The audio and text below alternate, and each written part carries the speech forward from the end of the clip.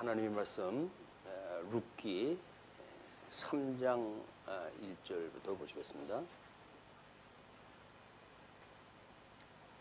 룻기 3장 1절. 룻의 시어머니 나오미가 그에게 이르되 내 딸아 내가 너를 위하여 안식할 곳을 구하여 너를 복되게 하여야 하지 않겠느냐. 내가 함께 하던 하녀들을 둔 보아스는 우리의 친족이 아니냐. 오라 그가 오늘 밤에 타작마당에서 보리를 까불리라. 그런즉 너는 목욕하고 기름을 바르고 의복을 입고 타작마당에 내려가서 그 사람이 먹고 마시기를 다 하기까지는 그에게 보이지 말고 그가 누울 때에 너는 그가 눕는 곳을 알았다가 들어가서 그의 발치 이불을 들고 거기 누우라. 그가 내 할 일을 내게 알게 하리라 하니 룻이 시어머니에게 이르되 어머니의 말씀대로 내가 다 행하리이다 하니라.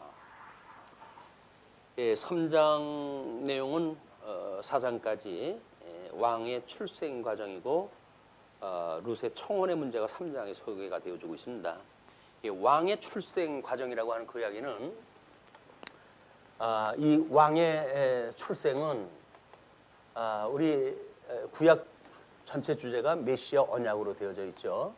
그래서 이 메시아 언약에 왕직이 포함되어져 있고 지금 사무엘서에 들어가게 되면 이 삼직에 대한 하나님께서 체계, 하나님 나라에 대한 이 메시아를 통한 나라의 체계를 확립하는 걸로 해가지고 이제 사무엘서가 준비를 다 하고 있습니다. 그렇기 때문에 그 가운데 하나인 왕직에 대한 것을 지금 이 출생을 준비를 하고 있는 거예요.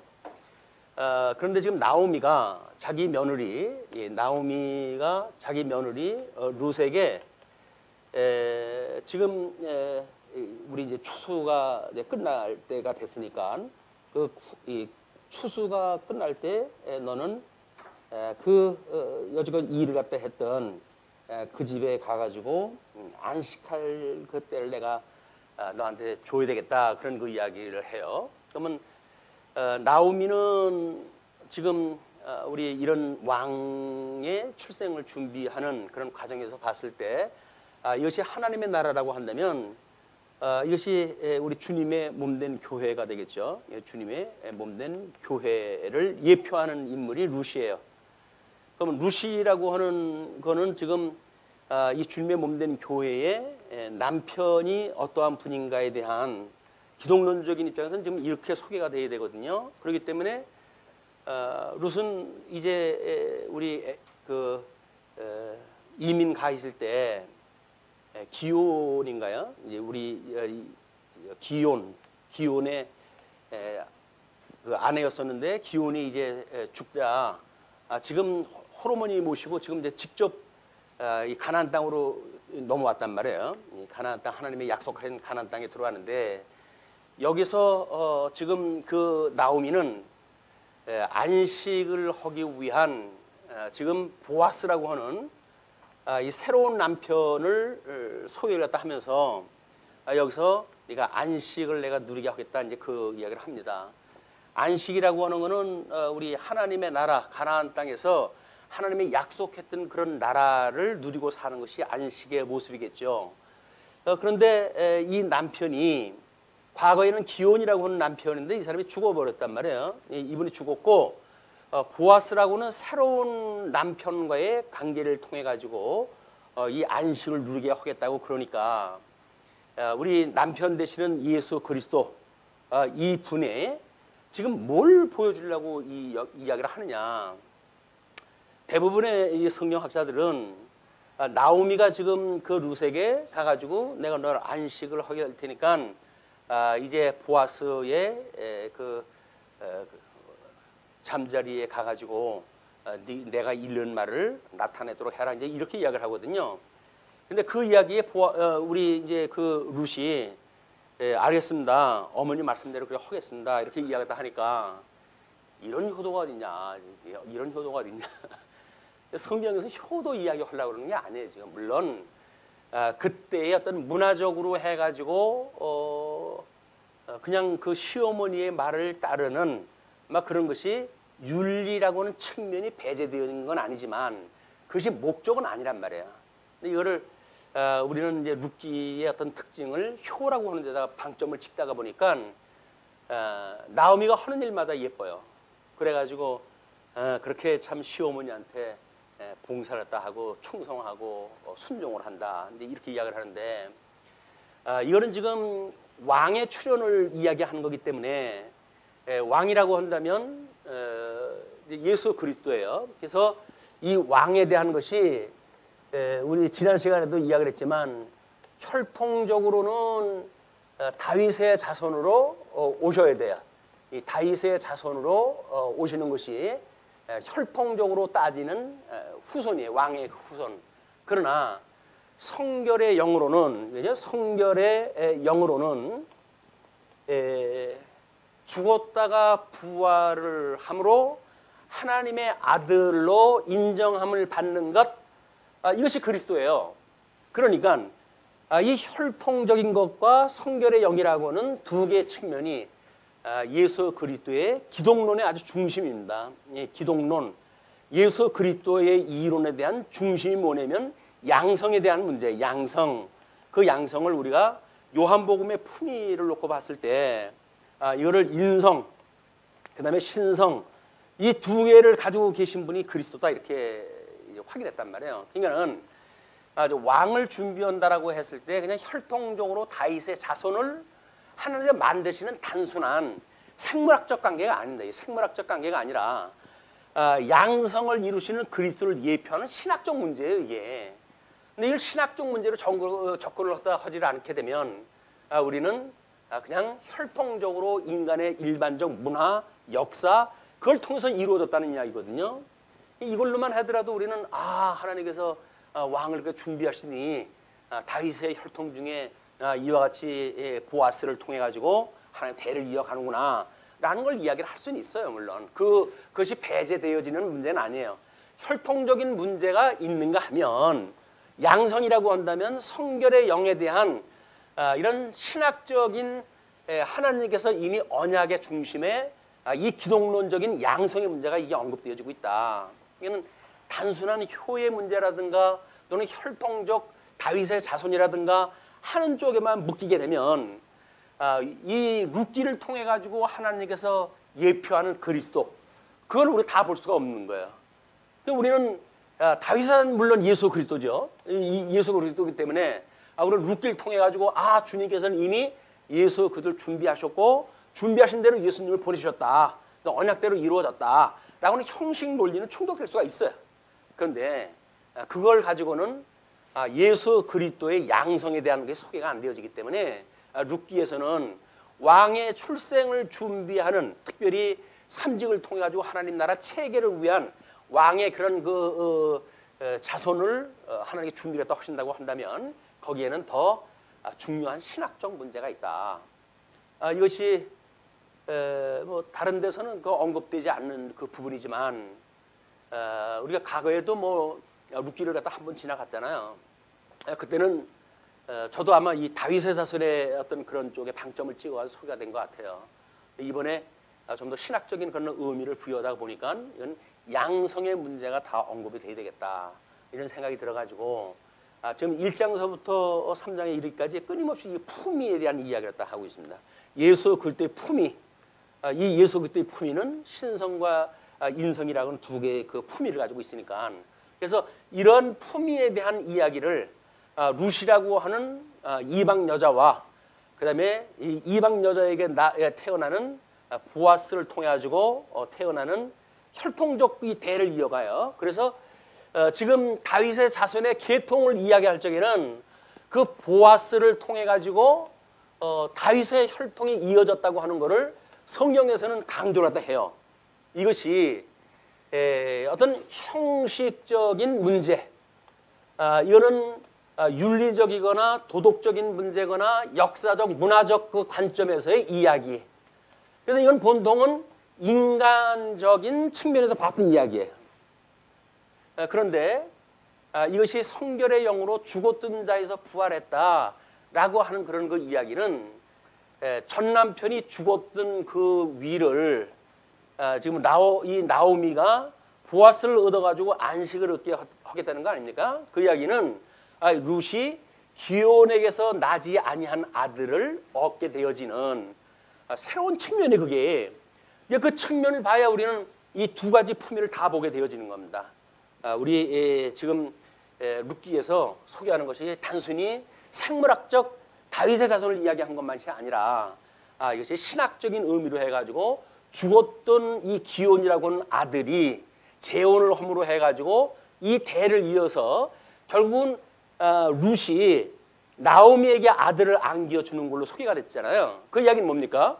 기온을 통해 가지고 아들을 안겨줬다는 이야기예요. 그러나 성경에서 끝자락에서 이야기하는 건 뭡니까? 다윗의 자손에 대한 계통을 소개를 하고 있거든요. 그 두 가지가 다 언급되어지고 있는데 그걸 우리가 예수 그리스도의 양성이라고 하는 입장에서 보고 있는가, 아니면 한전 측면만 보고 있는가라고 하는 이건 어쩔 수 없이 우리가 선택을 해야 될 문제예요. 하나님께서 에덴 동산에서 아담이 범죄했을 때 나무 잎으로 해가지고 부끄러움을 가려요. 그런데 이 나무 잎을 가리는 그런 형식적인 절차, 하나님께서 이걸 원치는 않으십니다. 그리고 가죽옷을 통해 가지고 이 부끄러움을 가리는 하나님의 사역이 시작이 되어져요. 그래서 이것이 만약에 형식적이고 문화적인 일이라고 한다면 이건 신학적인 이야기예요. 이건 신학적이고 예수 그리스도를 통해 가지고 우리가 죄 사함을 받는 이 속죄 사역에 대한 이런 의미가 포함되어져 있는 거기 때문에 우리 죽었다가 부활했던 기온으로부터 출생되어진 아들, 그것이 계대 결혼이라고 하는 걸 통해 가지고 지금 이루어지는 거예요. 계대라고 하는 거는 대를 잇는다는 거 아닙니까? 그럼 대를 잇는 거면 누구 대를 잇는 거예요, 이게? 엘리멜렉의 그 자손 기온의 대를 이어가지고 지금 결혼하는 거예요. 근데 성경에서 지금 설명되어진 건 뭐가 나와요? 이 보아스를 통해 가지고 다윗의 지금 조상이 태어났다고 하는 그것만 기록을 하고 있거든요. 근데 그거는 지금 이 혈통적인 이야기고, 죽었던 자가 다시 부활을 갖다 하듯이 대를 이어서 자기의 후손을 자기 부모에게 안겨주는 일, 이것이야말로 이 신성에 대한 설명이었다. 이거는 숨겨져 있어요. 그냥 나오미에게 아들을 앙차드렸더라 라는 걸로 해가지고만 소개가 되어져 있기 때문에 신학적 의미를 우리가 놓치기가 쉽습니다. 그러나 우리 룻기를 좀 더 그냥 이런 어떤 옛날 이야기식으로만 이해를 하지 말고, 이것이 오실 메시아에 대한 예표적인 사건이라고 하는데 관심을 가지고 우리가 예수님이 구약 성경에서는 무엇이라고 보여주었는가라는 걸 봐야 룻기를 통해서 우리는 예수 그리스도의 진수를 발견하게 되는 거예요. 신성과 인성이라고 하는 진수를 발견하게 되어진다.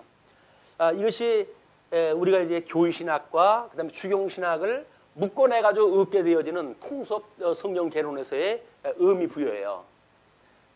물론 예수 그리스도가 다윗의 자손으로 오셔가지고 예수 그리스도를 증명하는 일, 이걸로 충분해요. 충분하지만 그거는 이렇게 표피적으로 보여주는 내용이고, 신학적인 의미를 우리가 살피려고 한다면 그냥 나무 잎으로 해가지고 자기 부끄러움을 가리는가, 아니면 가죽옷을 해 입히는 하나님으로부터 말미암는 일인가, 인간으로부터 말미암는 일인가 라고 하는 중요한 차이가 이게 생기는 거예요. 그러면 형식적이고 문화적인 이야기는 인간 중심으로의 이 해석이거든요. 혈통적으로 생물학적으로 뭐 그렇게 해가지고 아들을 낳았다.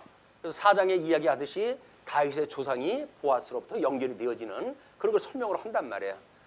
그걸로 우리는 성경을 다 보는 것이 아니라 성경은 이 두 가지가 필히 나와요. 그래서 뭐 인문학자들이 본다고 한다면 이걸 중심으로 볼 수밖에 없어요. 이제 이 인문학자들이 보는 거는. 그런데 성경 신학적으로 접근이 되어졌을 때 비로소 하나님이 하시는 일은 뭔데? 라고 하는 질문에 우리가 답을 얻게 되어지는 겁니다. 그래서 구약 성경이 단순한 옛날 얘기가 아니라 아주 고도의 숨겨져 있는 이야기 형식을 통해 가지고 그리스도를 소개하는 이런 신학 서적이었다. 이걸 우리가 새로운 각도로 이제 우리 룻기를 갖다 봐야 될 이유라고 보여집니다. 물론 그 마태복음에 4명의 여자를 통해 가지고 예수님의 계보를 갖다 잇는 것이 소개가 되잖아요. 그 중에도 특별히 그 마리아를 통해 가지고 태어날 때도 마찬가지죠. 마리아를 통해서 태어날 때 혈통적으로는 요셉의 아들로 오셔요, 예수님이.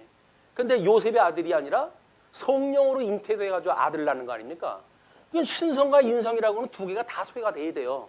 단순히 그걸 생물학적으로 이야기했다 해가지고 처녀가 아기를 낳았다라는 걸 가지고 신학적 의미를 갖다 부여하게 되면 그 처녀라고 하는데 방점이 지켜지고, 그러다 보게 되면 처녀의 뭐 순결론 뭐 이런 걸로 해가지고 성모 마리아론까지 나오게 되어지고 성모 마리아의 대성론까지 나와야 돼요. 그분이 우리의 죄를 사하시는 성모가 되어진다는 이야기거든요. 우리가 잘못 신학에 출발을 했다 하게 되면 그 출발의 결과는 점점 크게 왜곡되어지는 대로 열매가 맺게 되어진다. 매우 중요한 일입니다.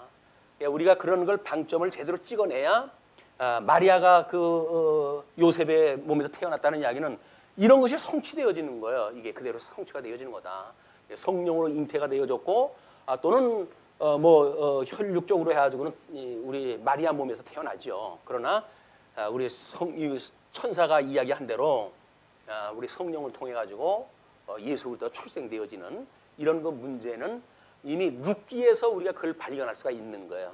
그래서 이제 이번 주 다음 주면 룻기도 끝나고 그리고 요한계시록 다 끝나요. 요한계시록의 대장정이 끝이 나네요. 설렘과 두려움과 여러 가지 그런 그 심리적인 상태에서 제가 준비를 했다 했는데, 두려움이라고 하는 그 이야기는 하나님의 말씀한 것을 지나갈까 봐 그걸로 해서 상당히 염려를 했다 했어요. 성경이 말하는 선까지 가야 되는데 이상한 논리를 끼워 맞추기 위해 가지고 이상한 대로 가면 안 되니까. 그리고 성경 해석학적 원리가 뭐냐라고 하는데 충실히 하자고 보니까 그때 당시에 계시로 이해를 했다 하고, 그래서 계시론, 성경에서 말하고 있는 계시론이라고 하는 게 뭐냐라고 하는 원리에 충직하게 그걸 따라갔고, 그리고 그때 당시 이후의 거는 전부 계시로에서의 완성으로 끝을 맺는 겁니다.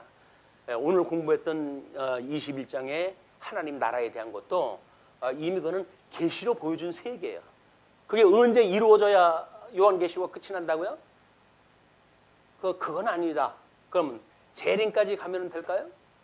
재림도 아닐 거다. 그러면 20세기 근대사까지 가야 될까요?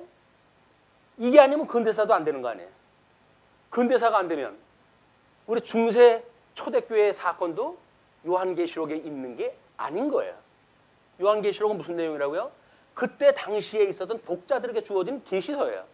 그러니까 현재 있었던 일은 현재 있는 문화를 배경으로 해서 설명이 되어지지만 앞으로 되어질 일들은 장차 되어질 일들을 계시로 받아가지고 계시로 전해주는 거예요. 그래서 우리는 그거를 믿음으로 산다 이렇게 이야기하는 겁니다. 하나님의 말씀이 계시대로 이루어질 걸 믿는 믿음으로 사는 거예요. 복음에는 하나님의 의가 나타나서 믿음으로 믿음에 이르게 하나니 오직 의인은 믿음으로 말미암아 사는 거지 이루어진 역사를 갖다가 손으로 만졌다고 해가지고 성취되어진 게 아닙니다. 우리는 자칫 잘못하게 되면 현실 역사만큼 확실한 건 없잖아요.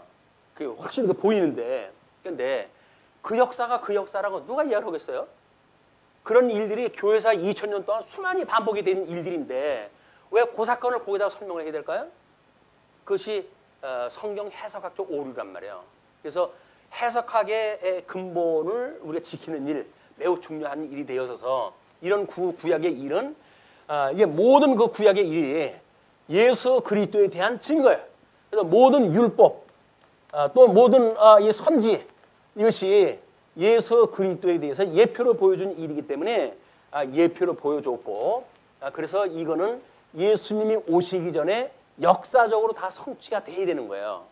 이것이 예수님 이후로 역사가 넘어오면 안 되는 거예요. 왜? 구약은 구약 자체대로 언약과 성취라는 구도가 있잖아요. 언약과 성취로 해가지고 역사적 성취가 다 되어지고 그걸 다시 신학적 의미를 갖다 했을 때 오실 메시아에 대한 이야기였구나. 이걸 우리가 공부할 수 있기 때문에 그러는 겁니다.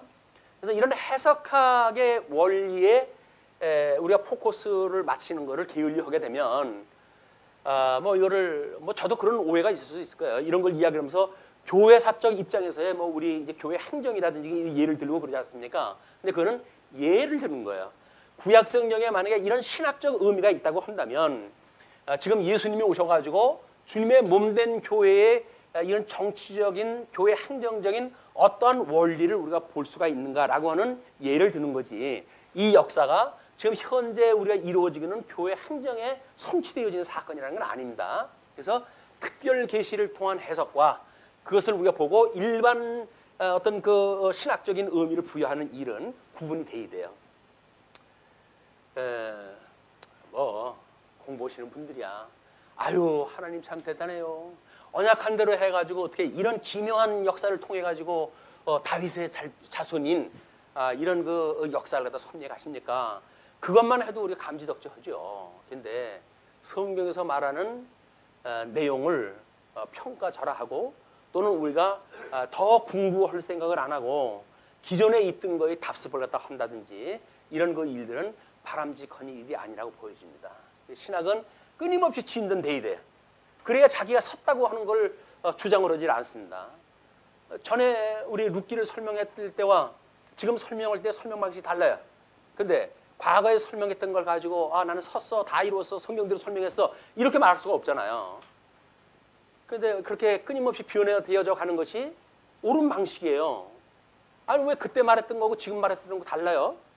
발전을 갖다 하는데 어떻게 인쇄물에다 이렇게 박아놓은 것처럼 똑같은 얘기를 똑같이 답습을 합니까? 그럼 아닌 게 아니라 녹음기 틀어놓고 알지. 그렇지 않다. 성령의 감동을 받는다고 한다면 연구하는 것만큼 변하고 연구하는 것만큼 진전적 발전이 있는 거예요.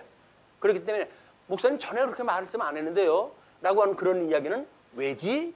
라고 하는 문제를 가지고 계셔야 이제 제가 설명하는 방식에 대해서 그랬구나 라고 하는 동의, 공감 이걸 우리가 얻어낼 수가 있다고 보여져요. 그러니까 그렇지 않으면 뻔히 나 다 아는 건데 뭐 이렇게 끝나고 아니까 그럼 전 다 아는 얘기를 다 해드려야 돼요.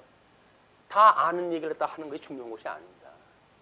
더 우리가 깨달은 바가 무엇인지 그 의미가 무엇인지 그 진전적 발전에 대한 걸 우리가 깨닫지 못하게 되면 뭐 들은 걸 또 뭘 들어요 그냥. 우리 어떤 성경 공부 내지는 하나님 앞에 드리는 예배가 의식주의, 뭐 예를 들어서 천주교에서 뭐 향을 뿌리고 뭐 어떤 기름을 뿌리고 이런 그 일들은 어떤 사제나 똑같은 그 서식에 의해서 진행을 해요.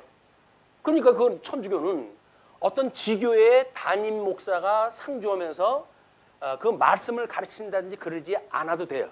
왜? 예식서에 의해서 그거대로만 하면 되니까 거기서 어떤 성경 내용을 중심으로 해가지고 뭐 진전적 발전이 되어진다든가 개혁적 의미가 부여된다든가 그게 없잖아요. 그 사람들 먹으면 편한 거 없어요. 그냥 써져 있는 순서대로 그냥 하면 되니까. 물론 그 삶 자체가 힘들지요. 결혼도 않고 그리고 살아가야 되니까 그게 보통 문제는 아니에요. 어려운 문제는 아니에요. 그러나 신학적인 의미로 해가지고는 이미 고정되어져 있는 걸 답습하고 있는 거다. 율법주의에서 말하는 것처럼 율법이 말하는 거에 답습해가지고 저 요렇게 하라고 그랬으니까 요렇게 하면 돼 라고 해가지고 한 발짝도 더 이상 나갈 수 없는 이것이 우리 교회 행정도 마찬가지죠. 만약에 정관에 그것이 기록되어져 있기 때문에 이건 이렇게 되어져 있습니다. 그래가지고 우리는 더 나갈 수가 없어요 라고 말하면 안 되는 거죠. 우리가 개혁, 이 형식이라고 하는 건 끊임없이 개혁이 돼야 되고 진리의 내용은 보수가 돼야 되는 건데 그거는 정관을 바꾸면 되는 거 아니에요. 그러면 정관을 보는 분들이 이런 문제는 이거 우리가 실질적인 행정을 하다 보니까 이런 아쉬움이 있네 라고 이야기를 하게 되면 흔히 아니 올라와야 되는 거예요. 그걸 특정한 사람만 뭐 그 경우가 당하는 건 아니에요. 다 우리 그 정관 아래서 교회 행정을 펴가는 사람들한테는 누구한테나 이 불편한 것이 있을 거란 말이에요. 그럼 불편한 거를 개정해가는 것이 정관을 개정하고 우리 몸에 맞는 정관으로 만들어가는 일인데 이왕 됐으니까 그냥 붙박이로 해가지고 끝내자라고 하는 그 이야기는 스스로 우리가 섰다라고 하는 오류에 빠질 수 있는 신학적 배경이에요. 그게 완전한 거 없습니다. 교회 행정 완전한 거 없어요. 끊임없이 개혁이 돼야 되는 거예요. 근데 우리는 왜 내가 여지껏 해왔는데 나 그렇게 왜 그게 문제야? 라고 이야기를 하게 되면 믿음의 선배들이 어떻게 살아왔는 거에 대한 관심도 없고 아니 뭐 내 때에 그냥 내가 알아서 하면 되지 뭐 라고 해가지고 뿌리 없는 자손들처럼 그냥 그렇게 행정을 해가는 거예요. 그럼 믿음의 선배들은 어떻게 해왔지? 왜 그런 행정을 펴왔지? 그런 건 신학적인 어떤 의미가 있지?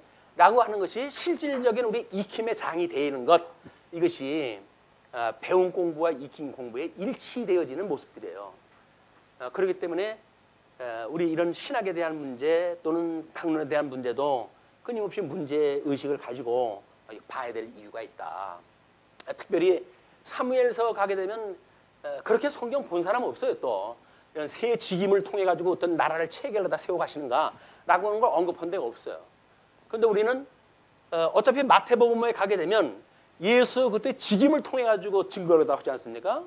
예수님의 직임은 이 새 직임을 통해서 예수가 그리스도야라는 걸 증거한다고 하면 구약 성경에 뭔가 의와 나라로 오신 이 의와 나라로 오셨으니까 이 나라로 오셨던 이 구약 성경에서 그런 체제라고 하는 그것이 아주 없지 않을 거예요. 그거를 이제 밝혀낸 것이 개론의 조금 색다른 그런 그 내용들입니다. 그래서 그냥 내용 중심의 주제가 달린 것이 아니라 조금은 신학적 의미가 있는 제목을 달아놨기 때문에 성경이 말하지 않는 데를 왜 갑니까?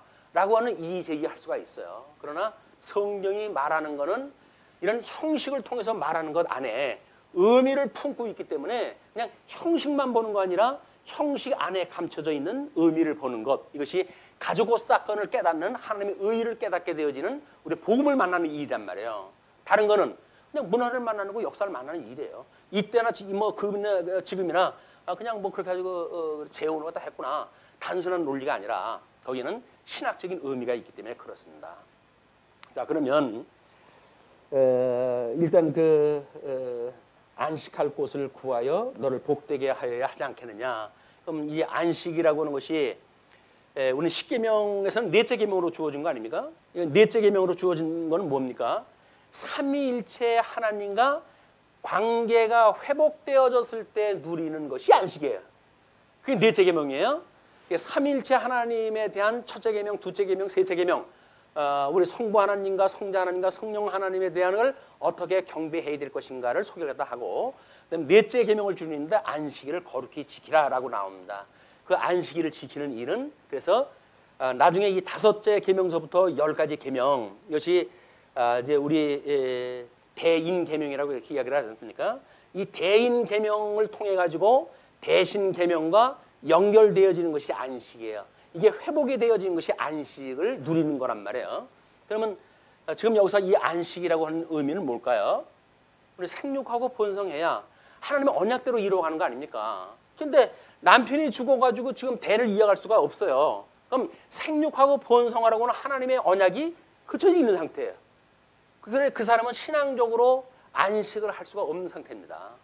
이 안식을 이제 이 계대 결혼이라고 하는 방식을 통해서 이걸 이루어지는데, 그 계대 방식에 대해서 레위기 25장에 그거를 하나님의 그 땅 언약, 이거를 회방받지 않도록 해가는 것이 지금 일로 되어져 있어요. 그래서 25장 레위기 25장 23절 보시게 되면 토지를 영구입하지 말 것은 땅 언약에 대한 이야기입니다. 토지는 다 내 것임이니라. 너희는 거류민이요 동거하는 자로서 나와 함께 있느니라. 너희 기업의 온 땅에서 그 토지 무르기를 허락할지니, 그런 그 무르는 일에서 빚을 졌을 때 그걸 물을 수 있는 그 방법을 주시는데, 만일 내 형제가 가난하여 그의 기업 중에서 얼마를 팔았으면 그에게 가까운 기업 물을 자가 와서 그의 형제가 판 것을 물을 것이요. 뭐 이 사람들은 다 팔아가지고 이민 갔다 온 거 아니에요. 그래서 그 팔았을 때 아주 영구히 매매가 안 되니까 뭐 70년이면 70년 담보를 갖다 해가지고 이제 판매가 되어진 거니까, 그렇게 했을 때 그 형제가 판 것을 물을 것이요. 값을 대신 갚아주고 물러라 그 얘기예요. 만일 그것이 물을 사람이 없고 자기가 부유하게 되어 물을 힘이 있으면 그 판해를 계수하여 그 남은 값을 산 자에게 주고 자기의 소유지로 돌릴 것이니라. 그러나 자기가 물을 힘이 없으면 그 판 것이 희년에 이르기까지 산 자의 손에 있다가 희년에 이르러 돌아올지니 그것이 곧 그의 기업으로 돌아갈 것이니라.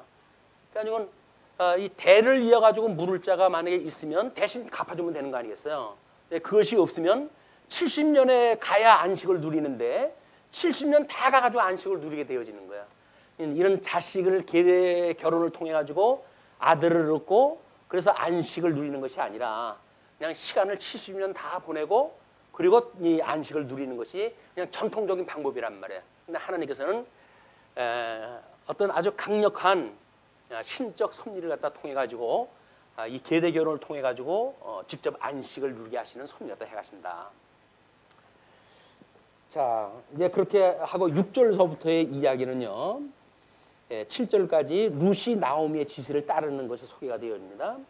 그가 타작마당으로 내려가서 이제 이렇게 전제를 갖다 하고 그 다음에 성경을 읽어 나가게 되면 그동안 우리가 정통적으로 읽었던 방법대로는 이해가 안 돼요. 아, 그건 그 이상이다. 뭐 이런 그 의미가 보이기 시작한단 말이에요. 근데 그 이상은 설명이 필요가 없어요. 이미 전제가 됐기 때문에. 그 이야기가 6절, 7절 이야기예요. 그가 타작마당으로 내려가서 시어머니의 명령대로 다 하니라. 시어머니의 명령은 누구의 명령입니까? 이런 맥락으로 봤을 적에는 하나님의 뜻을 이루시기 위한 하나님의 뜻이에요. 계대교훈이라고는 제도 또는 이제 그 가장 가까운 사람하고 어떤 계대교훈을 통해 가지고 대를 이을 뿐만 아니라 뭐 이런 그 룻에게도 나오미에게도 아들을 안겨줄 수 있는 방법 이런 거는 이미 하나님께서 해가시는 방법으로 소개되어 있기 때문에 단순히 나오미에게 순종하는 걸로 끝나질 않는다. 그래서 보아스가 먹고 마시고 마음이 즐거워 가서 곡식단 더미의 끝에 눕는지라 룻이 가만히 서서 그의 발치이불을 들고 거기 누웠더라. 이걸 문화적으로 설명을 하게 되면 보아스가 먹고 마시고 마음이 즐거워 가서 곡식단 더미의 끝에 눕는지라 어떤 설명이 필요할까요? 그런 그 이야기를 윤리적으로 봤을 때 보아스가 주인이에요. 그 농장 주인. 그런데 농사가 끝나는데 그냥 볕단머리에 해가지고 자리 피고서 놓았다는 거예요. 그걸 무슨 의미를 부여해야 될 거 아니에요. 그러니까는 이 보아스라고 하는 인물은 상당히 겸손하고 그리고 자기가 부리는 종들과 일반으로 여기는 사람이었다라고 하는 윤리적 측면에서밖에 볼 수가 없는 거예요. 이게 아 그렇구나. 그러니까는 자기 집이 아니라 그 추수되어진 그곳에서 현장에서 잠을 잘 수 있는 분이로구나. 이렇게 이야기하는 것만 가지고도 우리는 대단히 존경심이 우러날 거예요.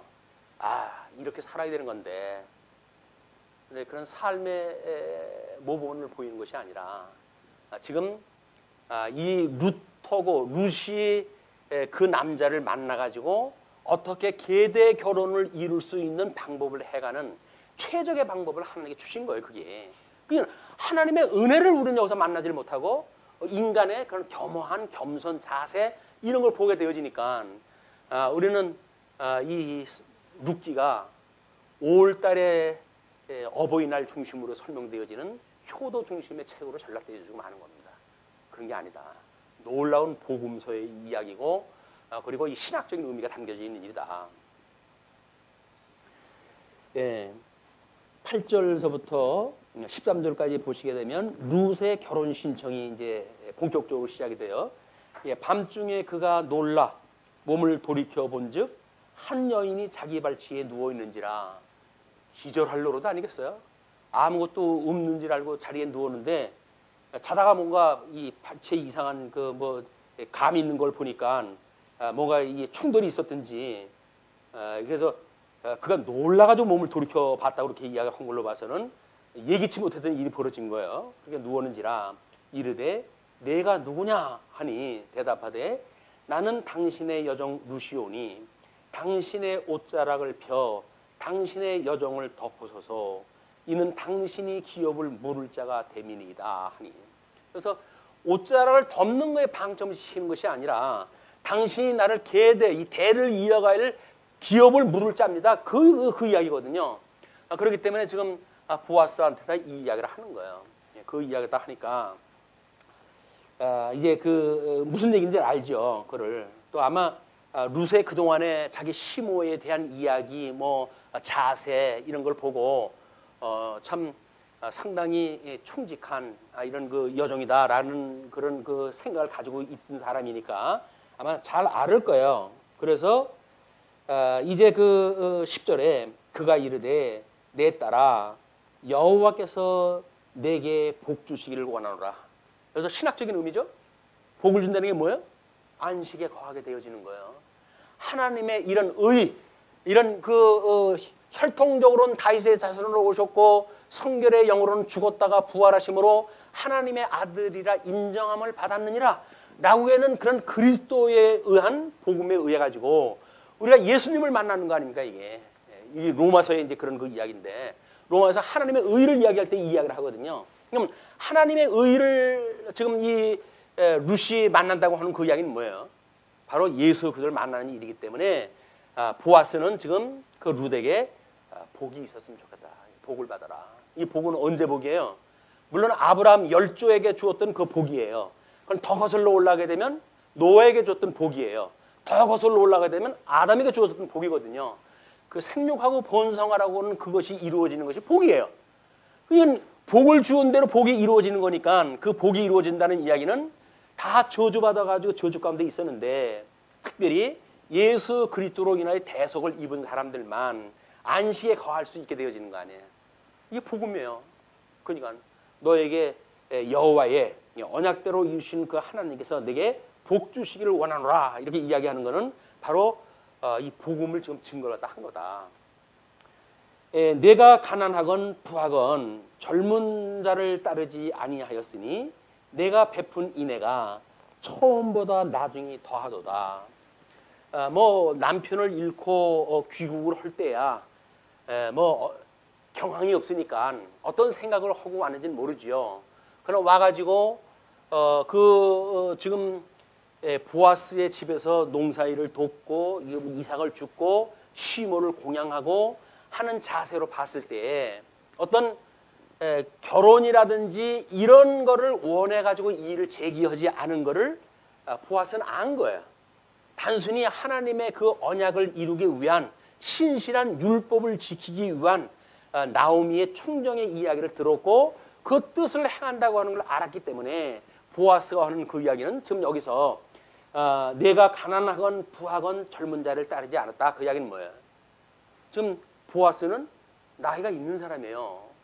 나이가 있는 사람이지만 내가 어린 내 딸아 이렇게 할 정도로 표현을 한 걸로 보아서는 매우 연령차가 있는 사람인데, 근데 그 룻이 뭐 부하거나 가난하거나 그냥 어떤 혈연적 그런 그 관계를 통해 가지고 재혼을 갖다 하는 그런 의미가 아니라 하나님의 언약을 이루어 가기 위한 순수한 하나님의 섭리를 볼 수 있는 이런 걸 봤기 때문에 지금 보아스는 그렇게 이야기를 하는 거예요. 그렇게 너는 부하건 젊은 자를 따르지 아니하였으니 내가 베푼 인애가 처음보다 나중이 더하다. 어려서 들었던 그 이야기입니까? 우리가 그 이야기는 우리 뭐 말라기 선지서에서도 이야기한 거죠. 그 하나님의 그 성전의 영광이 나중 영광이 먼저 영광보다 승하게 하시기 위해서 하나님께서 그렇게 해갔다는 이야기 아닙니까? 그럼 룻이 그냥 지금 그 예루살렘에 어떤 가뭄이 오질 않고 그 남편하고 함께 살았다고 한다면 남편이 죽지 않았을 수도 있어요. 그리고 이 남편으로부터 다윗의 자손이 연결이 된다고 해야지 이상할 거 아무것도 없잖아요. 자연스럽게 그냥 그 아들인데, 근데 지금 이 보아스가 다윗의 혈통으로 소개가 되어지고 이쪽에 지금 이 룻을 통해 가지고 이루어지는 나오미 가문, 엘리멜렉의 가문은 다윗의 직계 혈통이 아니에요. 그렇기 때문에 하나님과 거기서 룻을 이용을 해가지고 보아스와 이런 성경에서 예견하는 이런 그 예수 그리스도를 만들게 하나님의 섭리를 갖다 해가시는 그림이 놀랍게도 조화가 이루어지는 겁니다. 그래서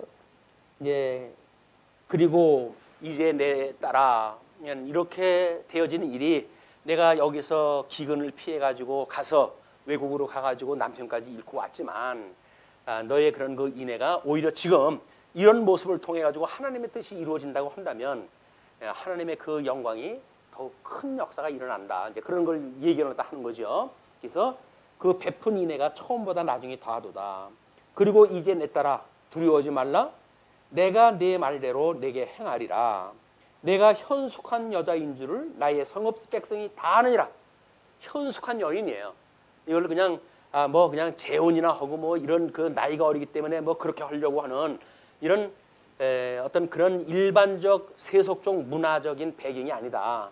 현숙한 여인으로 그렇게 한 일이기 때문에 내가 현숙한 여자인 줄은 모든 성읍의 백성이 다 안다. 그런 그 이야기입니다. 그래서 12절에 참으로 나는 기업을 물을 자이나, 기업을 물은다는 이야기는 돈을 대신 갚아줄 사람이다 그 이야기예요. 돈을 갚아주고 그리고 생업을 이어나갈수록 해야 될 책임이 나한테 있다. 그런 그 이야기인데 그 기업을 물을 자이나 기업 물을 자로서 나보다 더 가까운 사람이 있으니 이 사람 잘 알아요. 예루살렘 뭐 같은 그 지역에 살기 때문에 엘리멜렉의 그 가문에 보아스인 자신보다 더 가까운 친족이 있다고 그러는 걸 아는 거예요. 그렇기 때문에 그 사람한테 묻지 않고 하게 되면 이게 불법 아닙니까? 그러니까 나보다 더 가까운 사람이 있으니 이 밤에 여기서 머무르라. 아침에 그가 기업 물을 자의 책임을 내게 이행하려 하면 좋으나 그가 그 기업 물을 자의 책임을 행할 것이니라.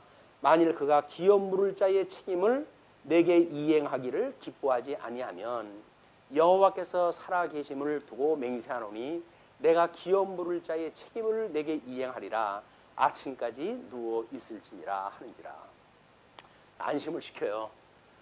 내가 너의 그런 어떤 청혼을 그냥 거절하는 것이 아니라 이렇게 니네 어머니 시어머니가 율법적인 원리에 의해서 너를 이렇게 보낸 것 같은데 그 원리에 의할 것 같으면 더 가까운 이웃이 있기 때문에 그 사람이 너를 위해서 그 기업을 물어야 되는데 이제 내가 지금 거절한다고 해서 아주 거절하는 것이 아니라 가까운 사람이 너에게 물을 권리를 만약 다 하지 않으면 내가 그 일을 다 할 거야.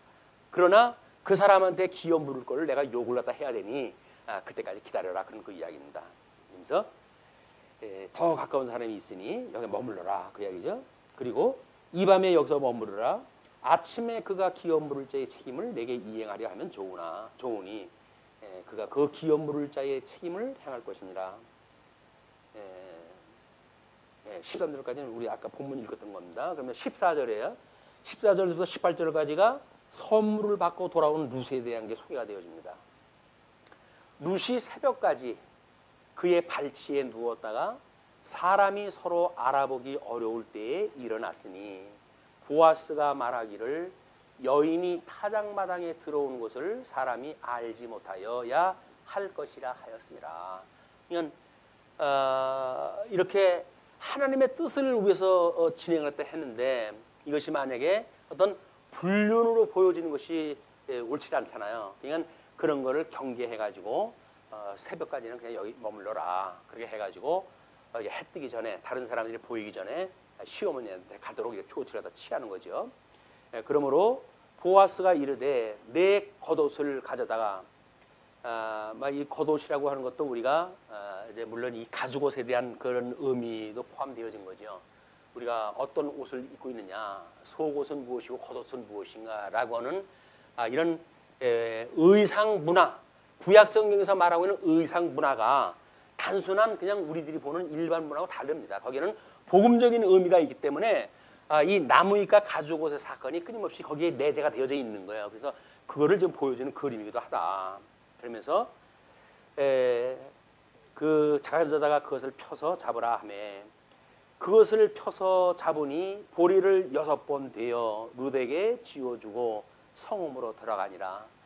여섯 번이라고 하는 그런 그 이야기는 뭐 인간적인 방법으로 해가지고 최고의 방법이에요.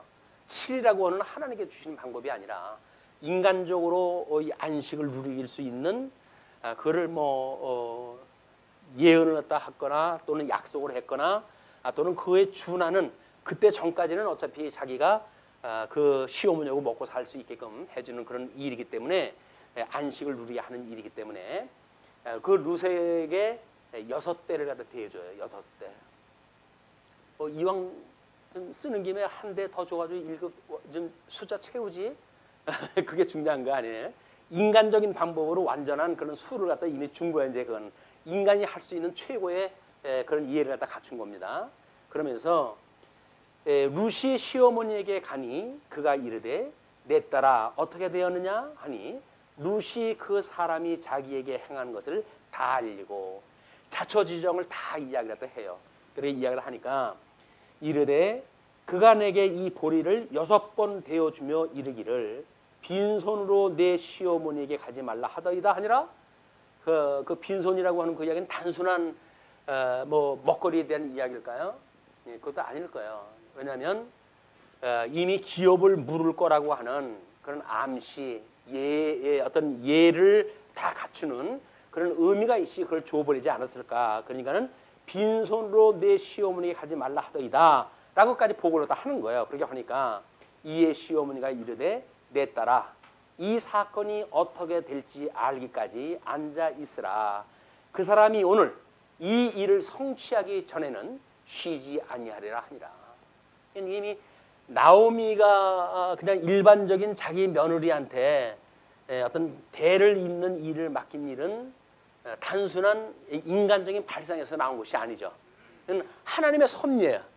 성령의 감동을 받고 나오미가 이런 그 보아스하고 계대 결혼이라고 하는 방식을 통해 가지고 안식을 누려서 이렇게 해가도록 하는 섭리였기 때문에 지금 그 루시 자기 시어머니한테 이야기를 하니까 넌 가만히 있어라. 이 보아스가 일이 끝나기 전까지는 자는 지일같이 할 거야. 그 얘기예요.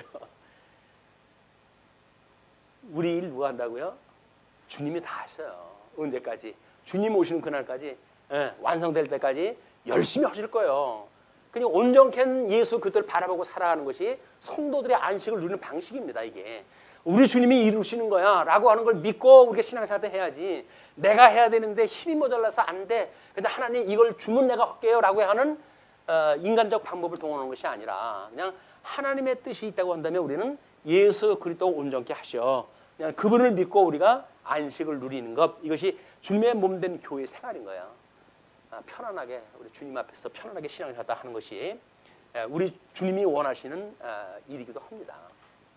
당신 안에 들어가게 되면 안식을 누리니까 그런 것이 아니라 세속적으로 세상의 어떤 그런 걸로 해가지고 뭐 아까 점심시간에도 잠시 우리 뭐 집사님 뭐 그런 이야기 했지만 전도에 대한 뭐 그런 걸 일을 했다고 하면서 뭐 한 분하고 이야기를 했대요. 우리 집사님이 무슨 믿음을 가지고 그렇게 이야기했는지 모르겠지만 우리는 교회가 큽니다 이렇게 이야기를 했대요.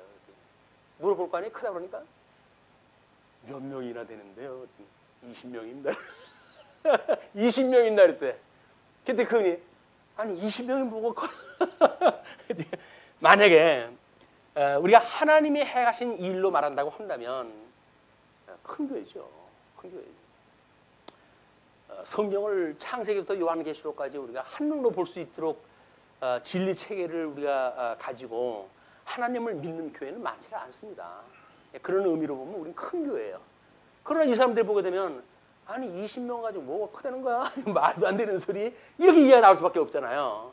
근데 우리가 이 신성과 인성을 인정한다는 이야기는 두 가지의 품위를 다 인정을 하는 거거든요. 그래서 이게 내재적 초월이라고 하는 세계관을 가지지 않으면 두 가지를 우리가 한꺼번에 해석이 안 되는 거예요. 내재적인 초월이라고 하는 이런 방법을 통해서야만 내재에 대한 현상을 현상대로 인정을 하고 초월되어지는 하나님의 섭리를 우리가 인정을 하게 되어지는 거거든요. 초월된 하나님만을 믿게 되어진다고 해서 내재되어진 하나님에 대한 걸 우리가 부정한다든지 우리에게 주어진 일을 게을리 한다든지 그런 게 아니잖아요. 하나님이 열심을 주시게 되면 열심히 하는 거죠. 여건이 안 되면 여건이 안 되니까 못하는 거죠.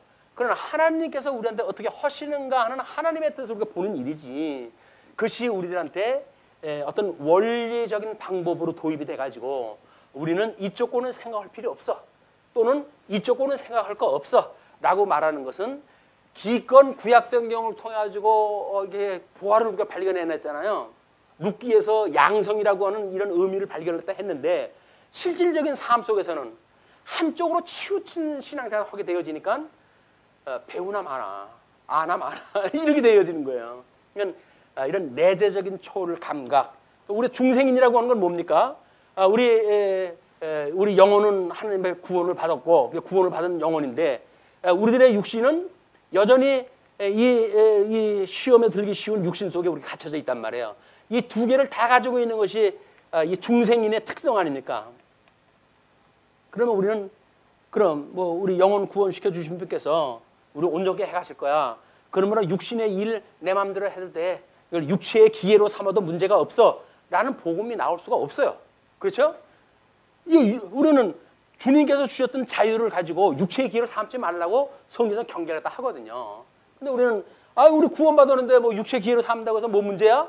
라고 말한다는 이야기는 이런 예수 그리스도의 양성에 대한 걸 공부한 거고, 이렇게 접목이 되질 않는 거예요. 우리 신앙생활하고 예수님하고 우리의 영접이 되어서 그분 안에 있다고 한다면 그분의 생각이 우리의 생각과 일치가 돼야 되는데, 예수님의 생각하고 우리 생각이 따로 돌아가는 거예요. 이제 이게 그걸 우리가 경계해야 될 문제다. 어떻게 예수님이 우리에게 주셨던 말씀이 일치가 되어지는가. 그래서 육체의 일들, 이런 일들은 모양이라도 버리려고 하는 마음을 가질 수 있을까? 이것이 우리 기도가 돼야 되는 거죠.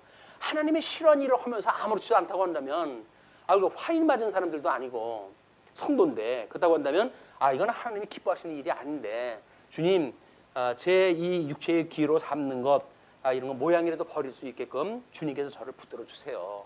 그래서 은혜를 우리가 사모하고 그런 가운데 살아가는 것이 성화의 과정이다.